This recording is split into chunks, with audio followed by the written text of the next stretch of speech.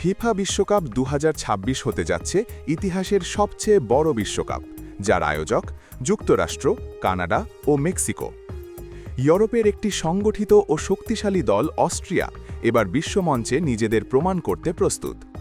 এই ভিডিওতে আমরা দেখব ফিফা বিশ্বকাপ ২০২৬-এর জন্য অস্ট্রিয়ার স্কোয়াড, তারকা খেলোয়াড়, তরুণ প্রতিভা এবং তাদের সম্ভাবনা।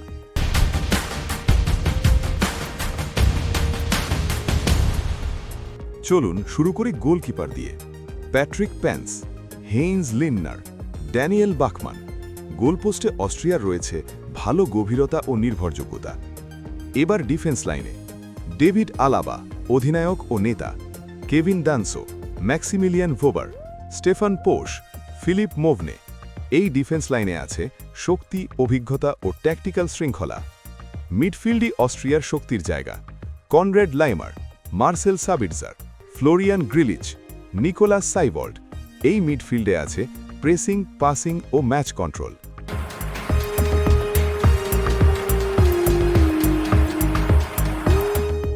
অস্ট্রিয়ার আক্রমণভাগ শক্তিশালী ও সরাসরি। Marko Arnautovic, Michael Gregoritsch, Christoph Baumgartner, Sasa কালাইদোজিচ।